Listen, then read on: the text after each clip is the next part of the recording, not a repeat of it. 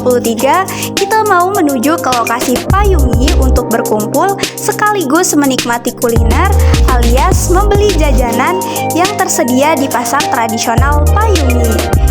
Iya, jadi sebelum memulai aktivitas, kita harus sarapan dulu ya guys. Dan mengawali aktivitas dengan mengucapkan lafaz basmalah.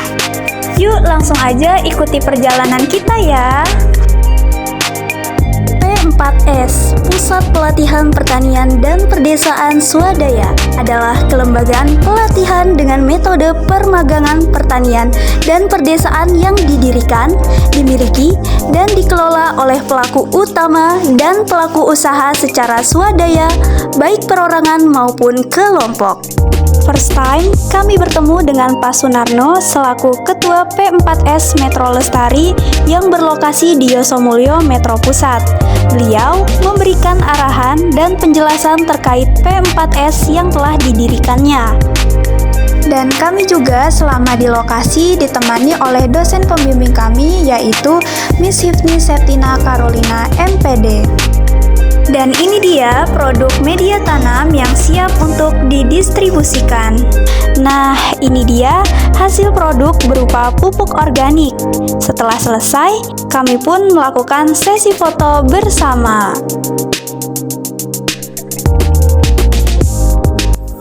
Halo, assalamualaikum guys. Jadi hari ini kita lagi survei pembukaan KKL yang dimana tempatnya ada di Yosomulyo Metro Pusat, di mana tempatnya itu adalah di P4S, yaitu Pusat Pelatihan Pertanian Pedesaan Swadaya. Oke guys, jangan kemana-mana, besok kita akan melakukan kegiatan untuk hari pertama.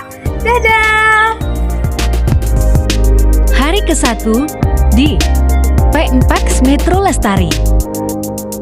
Kembali lagi dari Jalan Pepaya nomor 4 Yosomulyo Metro Pusat Kota Metro. Masih bersama kami tentunya dalam kegiatan KKL atau Kuliah Kerja Lapangan.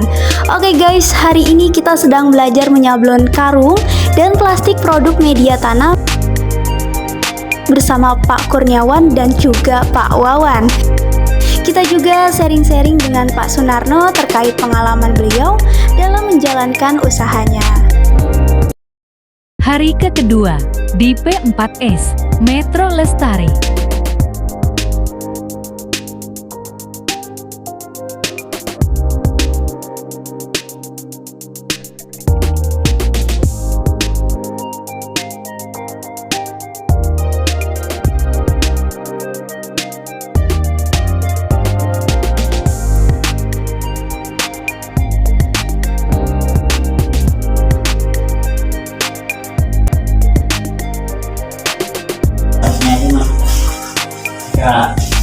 Daunnya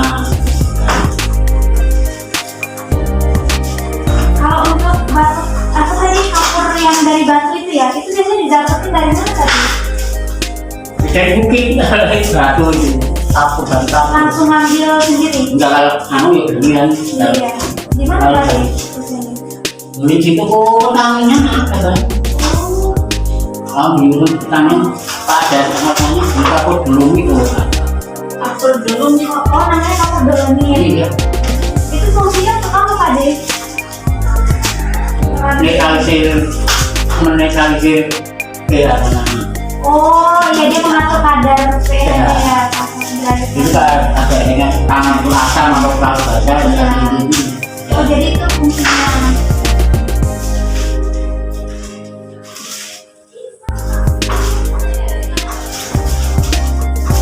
enggak tapi enggak ya semuanya itu adalah aturan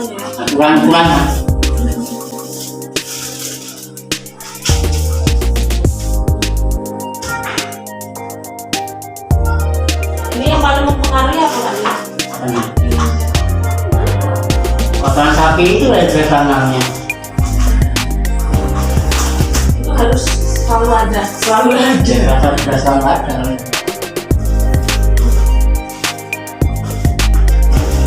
Udah, ini udah.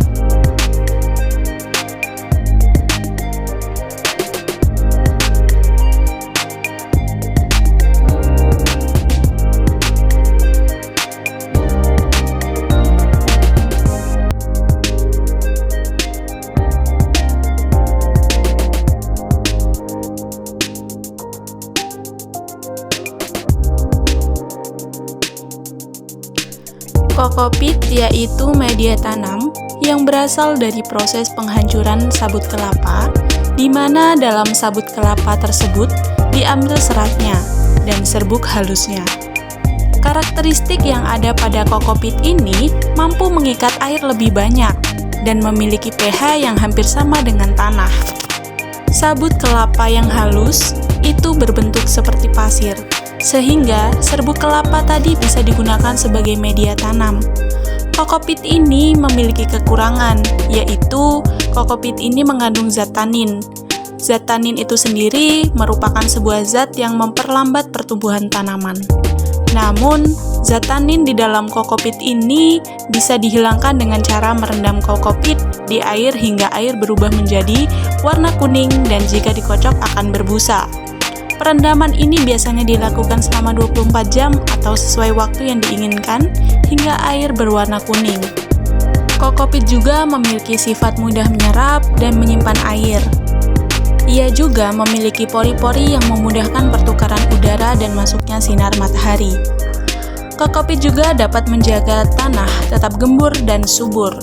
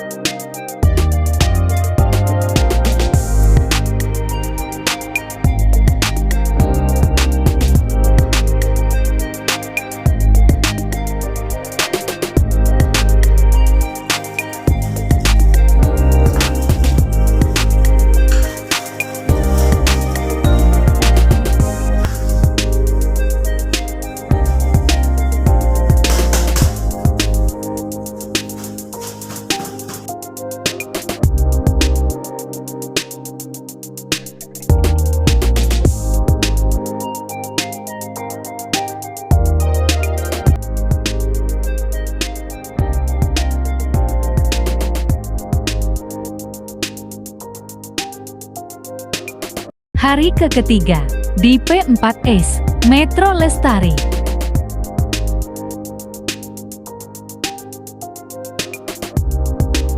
Kegiatan hari ini adalah membaca referensi tentang bakteri-bakteri yang berperan dalam proses pengomposan.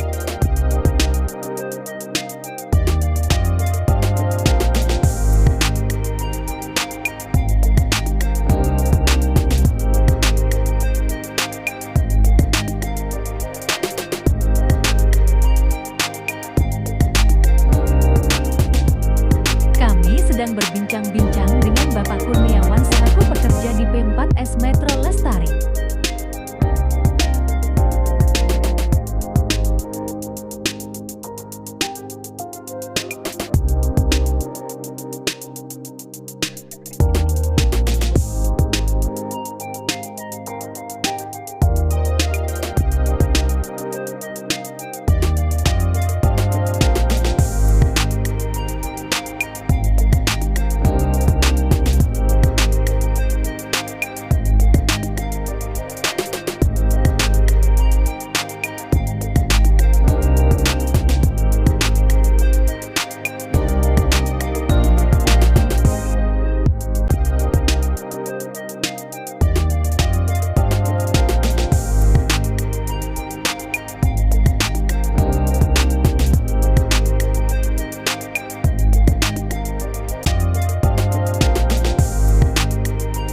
Melihat dan mengetahui bakteri yang digunakan dan mengetahui kepadatan bakteri menggunakan daya hantar listrik.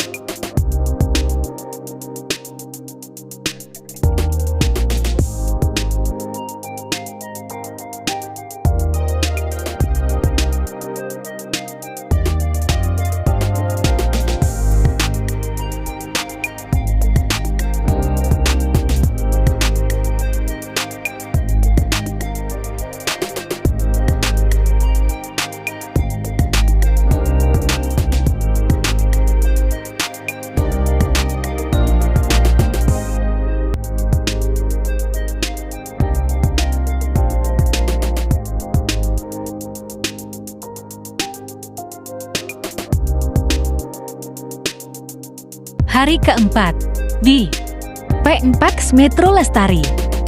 Halo Besti, gimana kabarnya nih? Semoga langkah kita hari ini mendapatkan banyak keberkahan dan banyak perubahan, tentunya perubahan yang positif ya. Pagi ini untuk edisi hari Kamis tanggal 15 Juni 2023 masih bersama kami dalam kegiatan KKL di P4S Metro Lestari. Oke Besti, pagi ini kami berlima, yaitu ada saya Resi, Ajeng, Erlin, Mbak Indah, dan juga Remona Iqbal sedang membantu mengolah pembuatan media tanam. Proses pembuatan media tanam. Dalam proses pembuatan media tanam, terdapat alat dan bahan yang digunakan dalam proses pembuatannya. Untuk alatnya sendiri yaitu ada angkong, cangkul, karung, mesin jahit karung, dan sekop. Untuk bahannya sendiri yaitu ada kotoran sapi yang sudah diayak, kemudian ada abu sekam, dan pupuk cair. Untuk proses pembuatannya, yaitu alat dan bahan harus dipersiapkan terlebih dahulu. Campurkan kotoran sapi, arang sekam, dan pupuk cair. Kemudian aduk rata hingga semua bahan tersebut tercampur rata.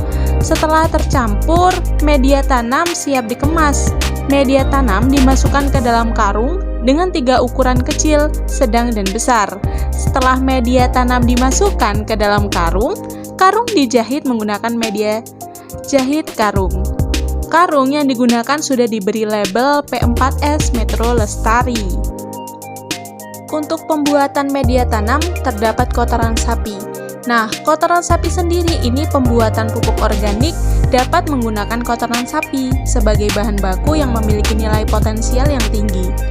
Dalam meningkatkan kesuburan pada tanah, bisa digunakan alternatif dengan menggunakan pupuk kandang atau pupuk dari kotoran sapi, di mana penggunaan pupuk kandang tersebut termasuk ke dalam pupuk organik. Pupuk kandang ini memiliki kelebihannya sendiri sebagai pengurai bahan-bahan organik di dalam tanah oleh mikroorganisme yang berada pada pupuk kandang tersebut. Selain sebagai pengurai, pupuk kandang juga dapat memperbaiki struktur tanah. Pupuk kandang sendiri memiliki kandungan hara yang berbeda-beda sesuai dengan apa yang dimakan hewan tersebut dan usia hewan tersebut. Kotoran sapi memiliki kandungan unsur hara berupa nitrogen 2,33%, P2O5 0,61%, K2O 1,58%, kalsium 1,04%, magnesium 0,33%, mangan 179 ppm, dan zinc 70,5 ppm. Untuk bahan selanjutnya yaitu ada abu sekam padi, merupakan sekam yang dibakar dan berubah bentuknya menjadi abu, serta memiliki kandungan unsur yang berbeda dengan sekam padi. Abu sekam padi memiliki beberapa unsur yang cukup tinggi, yaitu kandungan fosfor, kalium, kalsium, dan magnesium. Kandungan unsur kalsium yang cukup tinggi pada abu sekam padi akan berperan dalam pertumbuhan tanaman. Selain itu juga membantu meningkatkan pH dan struktur tanah agar lebih baik. Abu sekam padi juga merupakan sumber silika. Abu sekam padi dapat digunakan sebagai pupuk yang ramah lingkungan dan murah. Kandungan silika pada abu sekam padi berfungsi untuk meningkatkan ketahanan tanaman terhadap hama dan penyakit melalui pengerasan jaringan. Selain dapat memperbaiki kesuburan tanah, abu sekam padi juga bisa mengurangi kerusakan pada padi. Untuk bahan selanjutnya yaitu ada sekam padi. Sekam padi adalah lapisan terluar dari padi yang disebut dengan karyopsis, di mana lapisan karyopsis ini memiliki 2 belahan yang disebut dengan lemma atau palea. Lemma dan palea ini merupakan belahan yang saling berkaitan pada proses penggilingan padi. Biasanya sekam ini akan terpisah dengan beras. Namun, sekam padi biasanya menjadi limbah dari proses penggilingan padi tersebut, sehingga hanya menumpuk saja. Di sisi lain, sekam padi ini dapat dimanfaatkan sebagai bahan baku industri. Pakan ternak juga biasanya dapat digunakan sebagai bahan bakar, sehingga sekam padi ini dikategorikan sebagai biomasa. Pada media tanam, dengan penambahan sekam ini juga dapat bermanfaat loh. Dengan penambahan sekam pada media tanam ini, media tanam akan memiliki aerasi dan drainasi yang baik karena kepadatan sekam ini tidak terlalu padat, sehingga masih bisa terjadinya sirkulasi udara dengan baik. Namun, penggunaan sekam ini bisa menghambat proses pertumbuhan tanaman karena sekam masih mengandung mikroorganisme patogen yang dapat menghambat pertumbuhan tanaman. Sekam digunakan sebagai media. Lebih baik jika dibakar lebih dahulu sebelum digunakan sebagai media tanam. Yang selanjutnya yaitu ada pupuk cair. Pupuk organik cair ini adalah ekstrak dari hasil pembusukan bahan-bahan organik. Bahan-bahan organik ini bisa berasal dari sisa tanaman, kotoran hewan, dan manusia yang mengandung unsur haranya lebih dari satu unsur. Dengan mengekstrak sampah organik tersebut, dapat mengambil seluruh nutrien yang terkandung pada sampah organik tersebut. Selain nutrien, juga sekaligus menyerap mikroorganisme, bakteri, fungsi, protozoa, dan nematoda. Pupuk organik cair mengandung unsur kalium yang berperan dalam setiap proses metabolisme tanaman, yaitu dalam sintesis asam amino dan protein dari ion-ion amonium, serta berperan dalam memelihara tekanan turgor dengan baik, sehingga memungkinkan lancarnya proses-proses metabolisme dan menjamin kesinambungan pemanjangan sel. Adapun keunggulan dari pupuk organik cair ini yaitu menjadikan sumber bahan makanan bagi mikroorganisme tanah seperti bakteri, fungi yang menguntungkan. Pupuk organik cair ini lebih ramah lingkungan, terutama yang terbuat dari sampah ataupun sisa-sisa tanaman. Pembuatan pupuk ini dianggap mampu mengurangi sampah yang ada di lingkungan, sehingga lingkungan juga akan lebih terbebas dari tumpukan sampah yang mengganggu. Yang selanjutnya yaitu keunggulannya meningkatkan ketersediaan unsur hara dan pengikatan antar partikel. Yang selanjutnya yaitu tanaman dengan hasil panen yang berkualitas dapat memberi pengaruh yang baik terhadap harganya di pasaran. Biasanya semakin bagus kualitasnya, semakin tinggi juga harganya. Pupuk organik cair mampu menghasilkan panen berupa sayur dan buah yang lebih segar juga enak. Keunggulan lainnya yaitu pupuk organik cair ini dapat langsung bisa diserap oleh daun untuk proses fotosintesis.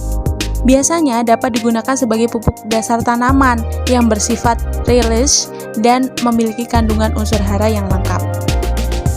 Itulah tadi bahan-bahan yang digunakan untuk membuat media tanam. Jadi begitulah teman-teman kegiatan kita pada hari ini.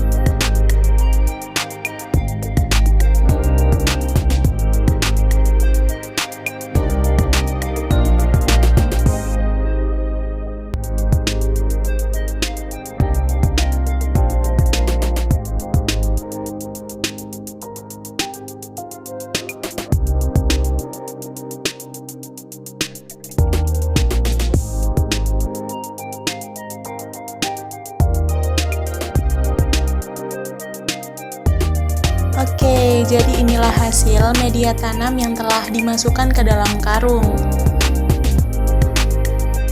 Untuk karung tersebut terdapat beberapa ukuran, yaitu ada yang kecil, sedang, dan besar. Nah, itu salah satu ukuran karung yang besar yang telah dimasukkan media tanam ke dalam karung.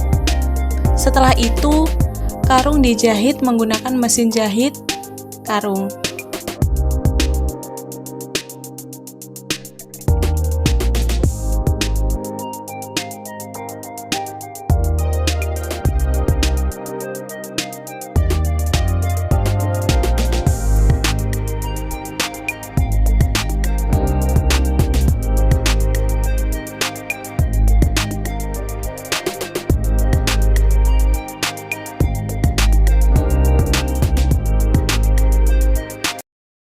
kelima, nih, P4 Metro Lestari.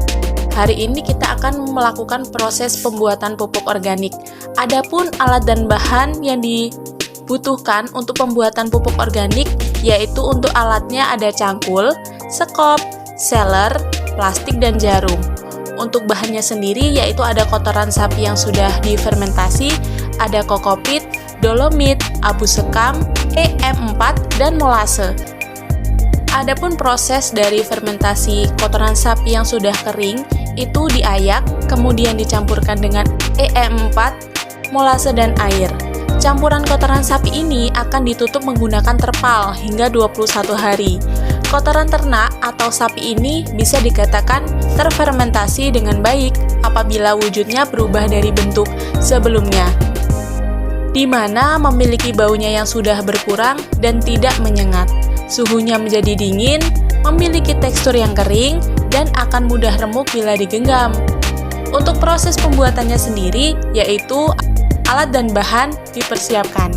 Campurkan kotoran sapi yang telah difermentasi, setelah itu karbon, kokopit, dan dolomit menggunakan perbandingan 2:1:1:0,5. Aduk semua bahan tadi menggunakan cangkul dan sekop, sehingga tercampur dengan merata. Setelah tercampur merata, pupuk kompos siap dikemas. Pengemasan dilakukan dengan memasukkan pupuk kompos tadi ke dalam plastik yang sebelumnya sudah disablon, diberikan label P4S Metro Lestari. Kemasan plastik tersebut dirapatkan menggunakan seler agar mudah untuk diperjualbelikan. Setelah rapat, plastik ditusuk menggunakan jarum agar udara di dalam kemasan tersebut bisa keluar sehingga tidak akan merusak kemasan. Untuk proses pembuatan pupuk organik sendiri, salah satu bahannya yaitu ada dolomit, abu sekam, E4, molase. Untuk dolomit merupakan sebuah batuan yang merupakan kelompok mineral yang memiliki sifat yang sangat unik bila dibandingkan dengan kalsit dan mineral-mineral penyusunnya, sehingga membentuk sifatnya yang unik. Dolomit ini merupakan unsur karbonat kembar yang memiliki unsur kalsium dan magnesium.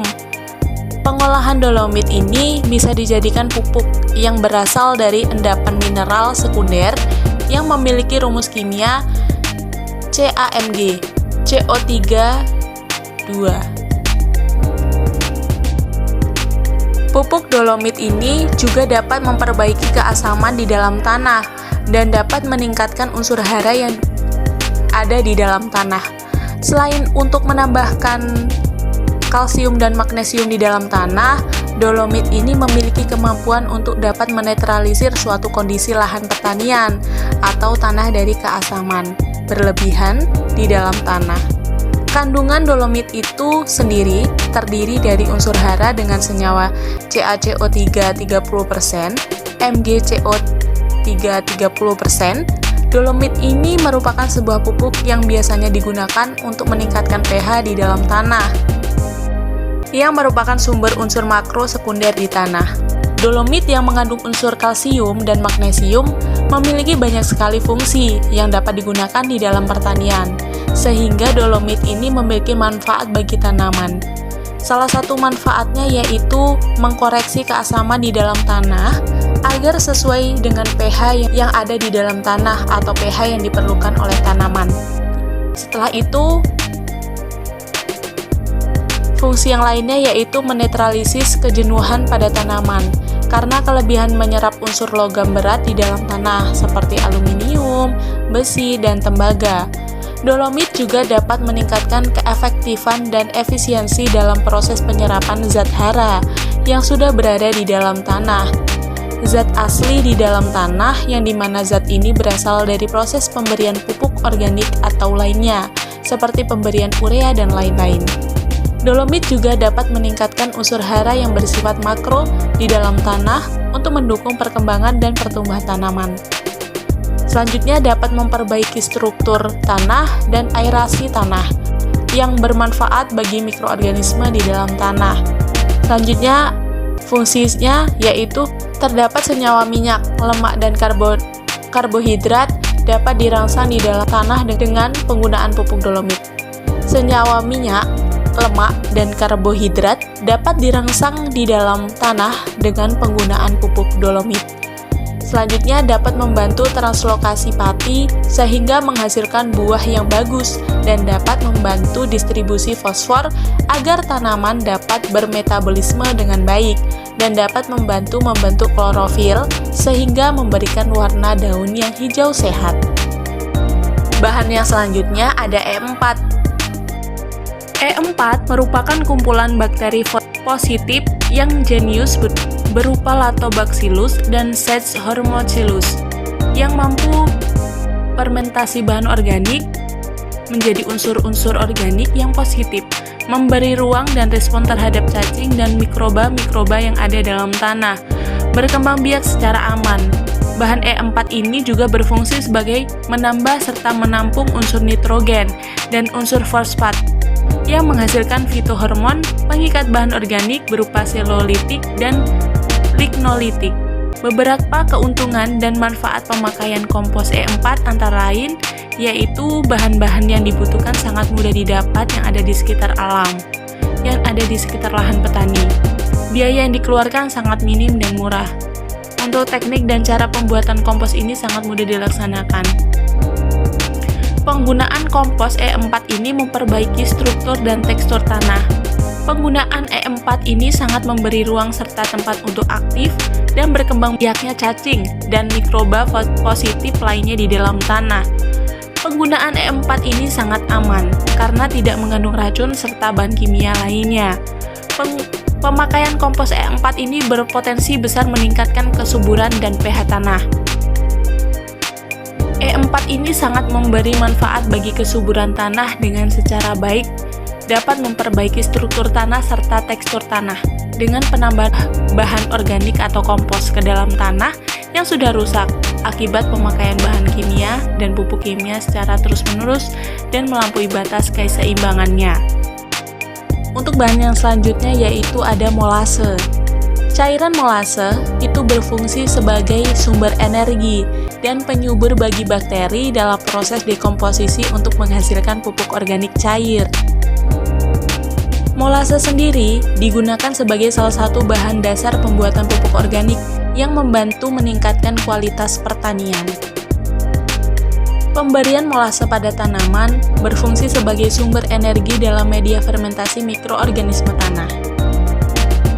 Adapun manfaat dari molase itu untuk mempercepat transisi antara keadaan autotrofik, yaitu menguraikan bahan anorganik menjadi molekul kompleks bahan organik, dan heterotrofik, yaitu sumber energinya dari memakan bahan organik. Molase sendiri mengandung senyawa organik berupa gula seperti sukrosa, glukosa, dan fruktosa. Kandungan gula tersebut berguna sebagai sumber karbon bagi mikroorganisme. Adanya protein kasar dan asam amino menjadi sumber nitrogen yang berguna untuk pertumbuhan mikroorganisme lokal.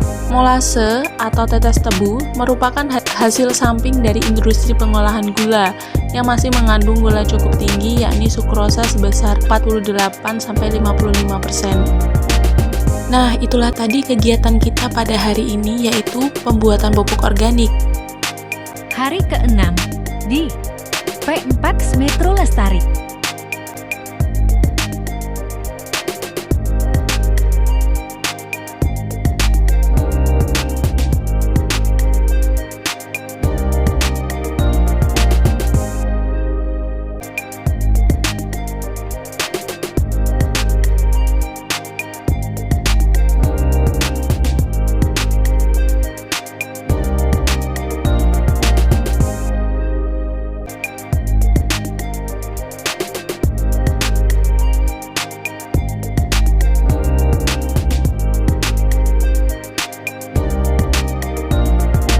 Terima kasih sudah menonton video kami dari awal hingga akhir ya. Sampai jumpa.